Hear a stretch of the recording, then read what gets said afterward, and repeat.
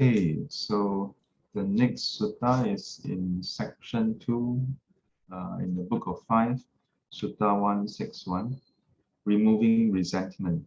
Yeah, so I've shared this sutta a few times before. In the earlier translation, I think it's known as removing grudges or just grudges itself. So let's take a look. Bhikkhus, there are these 5 ways of removing resentment by which a bhikkhu should entirely remove resentment when it has arisen toward anyone. What 5? One should develop loving kindness for the person one resents. In this way, one should remove the resentment toward that person. 2. One should develop compassion for the person one resents. In this way, one should remove the resentment toward that person. One should develop equanimity toward the person one resents. In this way, one should remove the resentment toward that person. So the 4th way, one should disregard the person one resents and pay no attention to him. In this way, one should remove the resentment toward that person. 5, one should apply the idea of the ownership of karma to the person one resents thus. This venerable one is the owner of his karma, the heir of his karma.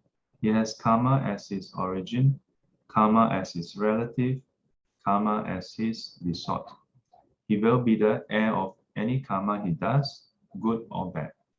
In this way, one should remove the resentment toward that person. These are the 5 ways of removing resentment by which a bhikkhu should entirely remove resentment when it has arisen toward anyone. Yeah, so this is the one that I often share about removing resentment or grudges. Yeah. Last time, I think when during SGC, I shared again about forgiveness. Okay. Any questions? Phyllis, yes, you have a question. So sorry, I did not attend your early SGC on the number 5. Can you just elaborate a little bit what you mean by apply ownership of karma? So that's to say that, so for example, when we have resentment towards somebody, it must almost always be about what the person has done or said, right? Yeah. So, and would we have resentment toward that person if the person did something that is beneficial to us? Okay, Leah need to leave first. Send her daughter to school. All right, take care. Have a bye-bye. Bye, Leah. Okay, gone. Yeah, so would we be having resentment towards somebody if that person has done something beneficial to us? No, right? In all likelihood, it will be something that we feel is not good for us. The person may have harmed us, hurt us, embarrassed us, and so on and so forth. Yeah. So, and we must have had not gotten a kind of an apology or justice for that. So we feel that it's unjustified. So number 5 is to reflect on karma. Yeah. So it is about considering that as long as the person has done, anyone actually has done something, then that the karmic consequences will follow that person. Yeah. So even though we may feel like there's no justice immediately for us, that person will receive their own due. Yeah. But there's a key distinction here, which is that the Buddha's advice differs from how we usually look at karma in terms of what people have done. Oftentimes, when we hear people say, refer to karma is like, I don't care about that person. Hang on, my speaker turn on and off. We hear people say things like, that person will suffer, or maybe like tell a person like, you do evil things, you are so horrible, you will suffer in hell. It's almost like wishing for that person to suffer.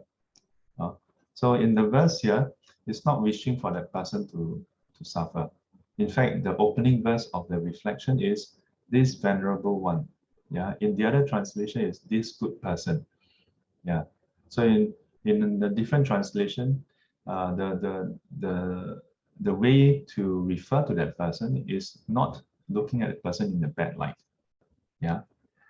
But to consider that this person, having done whatever the person has done, yeah, would inherit the karma. I'm not sure whether you're trying to understand the explanation of the verse itself or which part. Yeah. Understanding the verse itself. Understanding the verse itself. Maybe I read slower. Is it because I read quite fast and then you didn't catch it? It's something like apply ownership of the karma, and then yeah. So applying the idea of ownership of karma basically means when we do something, yeah, karma is action, right? So it's basically the Chinese saying 自作自受, yeah. As you sow, so shall you reap. Yeah. So this is what is meant by ownership of karma. That whatever that person do is owned by that person. You don't have to worry about like whether the person will get the dues or not. Yeah. Or then the subsequent verses, yeah, is the owner of his karma, the heir of his karma. Owner, he owns his karma. Heir, so it's very interesting relationship. One is from a certain angle, he owns the karma. Yeah. So another angle is he's the heir of the karma. Heir means it's like he'll be heir means the son or the daughter, or you inherit. Yeah, you inherit the result. Yeah. So in this case, heir of his karma, whatever result comes from the karma, he will inherit it. Yeah. Then the next one, he has karma as his origin. Yeah. So similarly, talking about cause and effect. So from karma as the origin, then he will take rebirth and receive whatever results it may be. Yeah. Karma as his relative. Yeah. So this is his close one. Yeah. Karma as his resort. Yeah. Ultimately, this is when we die, this is where he will be headed towards. Yeah. Yeah. He'll be the heir of any karma he does, good or bad. And this is the culmination. Yeah. Because we have resentment because we feel that the person did bad karma. Yeah. And then we have resentment towards the person. And here is saying, don't worry about the consequences. Karma will sort it out on the gist of it. Thank you, Sifu. Thank you. Sorry, Sifu, I have a question. So assuming this number 5, and the person have done something, I mean his action. So when he do purification, does it reduce it, or will the seed ripen again? So the truth is that when we talk about purification in Buddhism, right, there are generally two categories of purification. So first off, we usually think of purification as I did something bad, I purify it, so I destroy the karmic seed. Yeah, but if we look at the suttas and commentaries, there's no description of destroying the karma.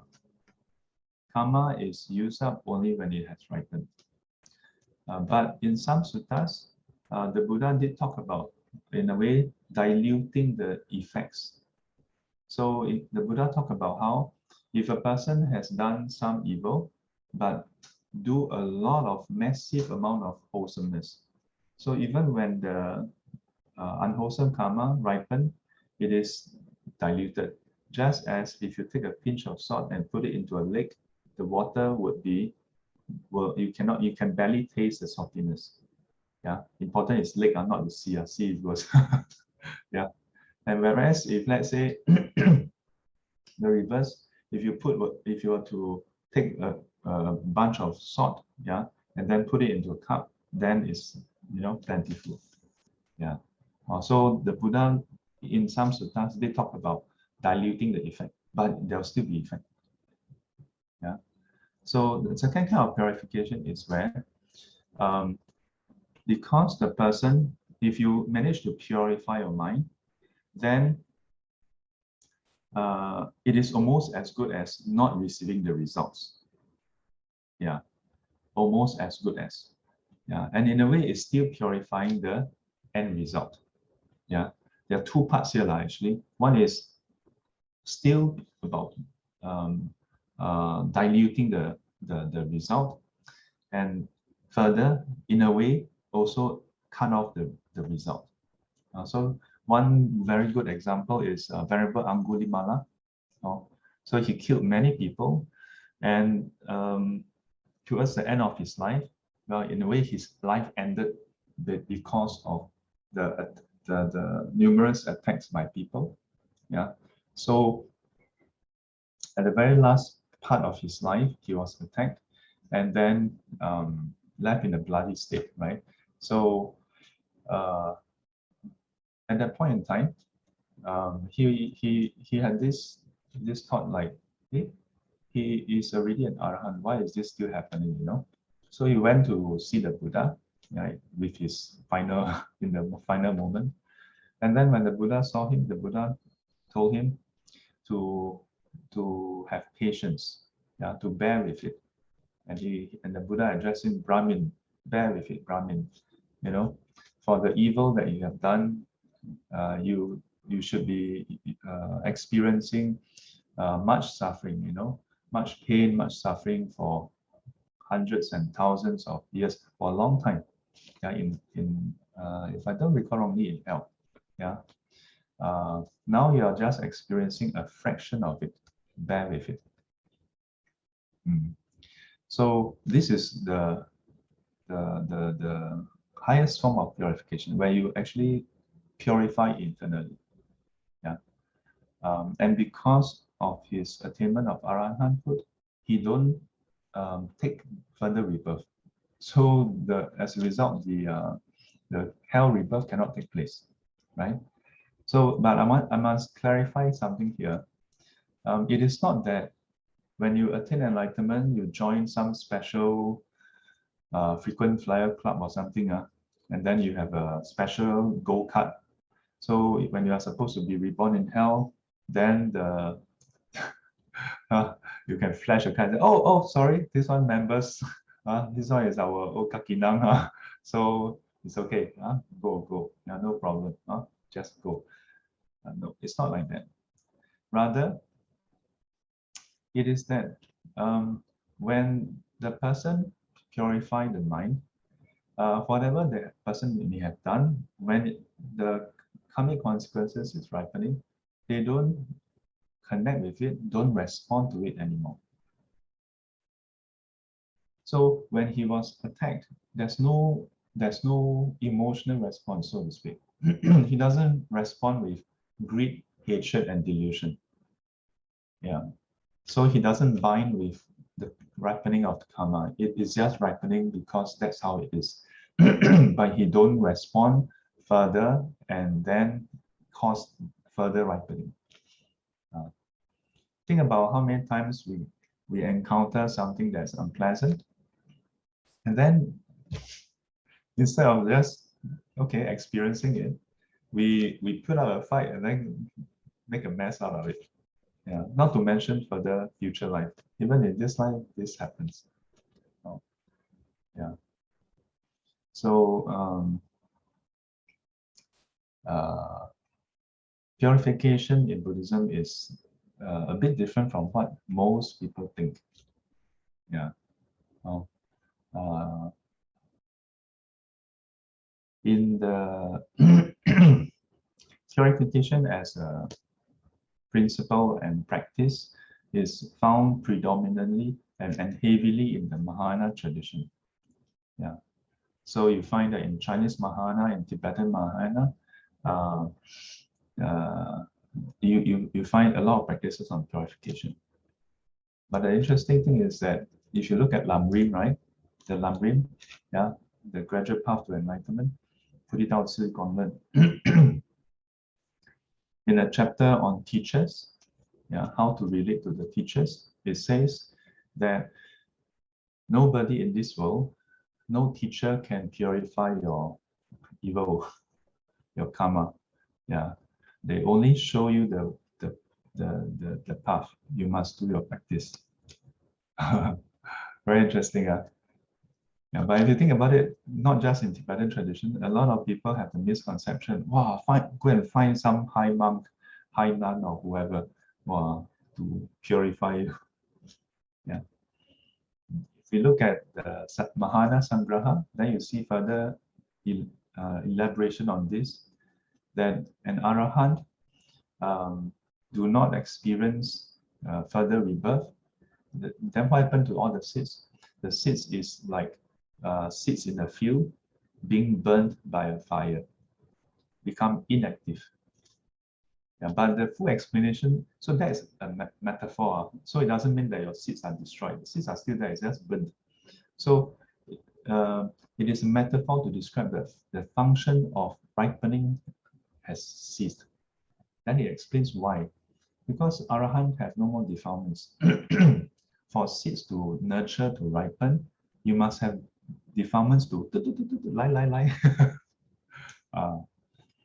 So in Buddhism, that's why in all the different branches that talk about purification, ultimately the final stage of purification is purification of our mind. Yeah, and that's why in the 慈悲上面道场水忏, yeah, in the water repentance puja, yeah, the final 七种座椅, the final one is 观罪性空. Yeah. In fact, in all the chan, ultimately is emptiness.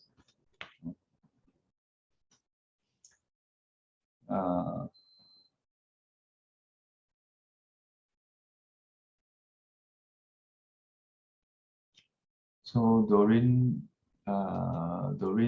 points out, asks the question, are the 5 ways meant to be practiced in sequence? Actually, on further reading, I realized that the 5,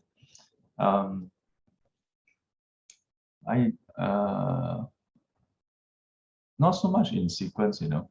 Yeah. If you practice loving kindness and you can resolve it, that's it, end of story. Yeah, it's more that if first one cannot work, second one cannot work, third one. And that's why the last one is basically to say, okay, then this is how it is lah. Yeah. So then Doreen says it is the first 3 is understandable. However, point 4 and 5 seem to contradict the first 3 ways and seem to suggest moving one towards more resentment instead of removal of resentment by disregarding and paying no attention to that person. And 2, absolving oneself of any implication by putting ownership of karma to the person one resents. I've highlighted this sutta many times actually. So okay, not to dig into this but let me explain one more time, okay? So if the first 3 practices fail, then the next step is 2 parts. Part 4, actually there's 2 parts. One is don't go and pay attention to that person. The second part of part 4 is don't go and think of that person. Because the first 3 requires you to go and keep that person in your mind, or to direct your attention towards that person. But if that fails, then how, the more you think or try to have compassion, then so then the Buddha tell you basically, then in that case, at this point in time, don't go and pay attention to that person. And if that still fails, don't go and think about that person, which is what we do, isn't it? Yeah. Towards people that we don't like, we are not happy, that we have resentment or grudges or anything unpleasant towards, we think about that person a lot, Towards those who have done us benefit, we maybe think for that few days. After that, we seldom think. Yeah. The person who make us embarrassed, just our feeling. Wow, think for a long time. But the people who feed us for 10s and 20s and 30 years, our parents, do we every day think about our parents? Every day when we look at our parents, do we look at them with loving eyes? Yeah. So we are very biased, So the Buddha, up to stage 4 is like bopian, can't be held. You cannot make it. So don't go and think about that person. But maybe don't think, still can't help, still think. No. So the Buddha finally tell you, you think so much, karma is karma. You don't. So so her point here seem to be moving towards more resentment instead of removal of resentment by disregarding and paying no attention. That is not having more resentment. Of course, there are different reasons why people disregard and pay no attention.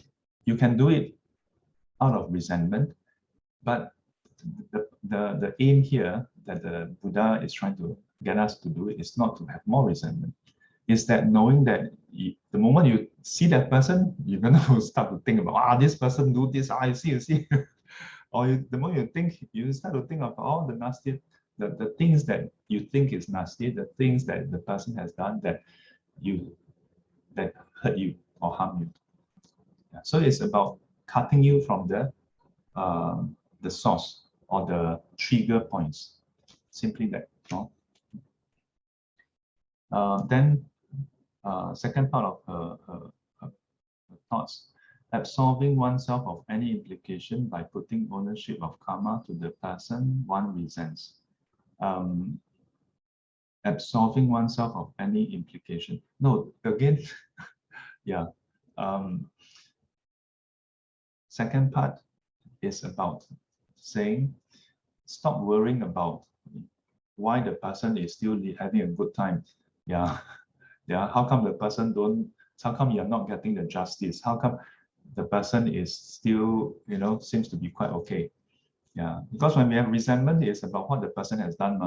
And if the person get consequences, you probably will be quite okay already. Yeah. It's when the person did something to you, but still don't get anything. Then you feel, Yeah. Unfortunately, she has gone off for her staff. So I don't know why. Let's try to understand why Doreen would think in this way. Not Doreen Chiu, Doreen Go. There's two Doreen now. Absolving oneself of any implication by putting ownership of karma to the person one resents.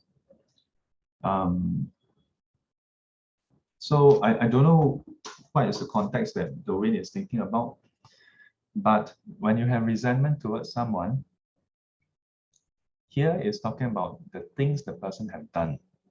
So whatever the person has done truly has nothing to do with what you have done or your involvement in that sense, right? So whatever the person has done is that person's karma. Whatever you have done, that's your karma. Yeah. If the person has done you wrong, and then you try to take revenge, then you are planting new karma. Yeah. So by reflecting on how the other person is the owner of their karma, that is according to the law of causality. Yeah. In fact, put it this way, whether you agree or not, whether you think this way or that way about karma, that is what the Buddha observed, that everyone owns their own karma. You don't have to agree, and you may disagree, you may feel vehemently against that, but that's the way it is. So this reflection is really reflection on truth, to use the reflection of truth to help us find peace. It's not about absorbing one of any implication. I don't know, maybe Doreen may have to, tomorrow or something, explain this part of her thoughts. Yeah, I'm sure she has good reason, but I can't quite figure out what she's trying to point out here. Yeah, but if it's still not clear, go and rewatch all the past references to this sutta, because sometimes I reference the sutta until I also feel like you all must have committed it to memory. I'm repeating and repeating, yeah. But this is the difference between enlightened ones and unenlightened ones. Enlightened ones, you ask them 100 times, they'll just tell you 100 times without feeling paiseh. They're unenlightened, still so paiseh. Like, I have nothing new to offer. I can only offer you the same answer and again. Yeah, can you ask me something new? Yeah, you look at the Nikaya, the Buddha never once like, ask me 3 times today, I give you a twist. No, you ask me, what is this? Apple. You ask the enlightened one 10 times, still apple. No change in the answer.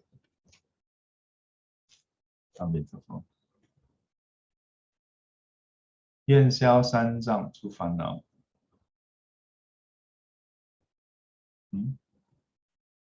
什么代志？愿消三障诸烦恼，愿得智慧真明了。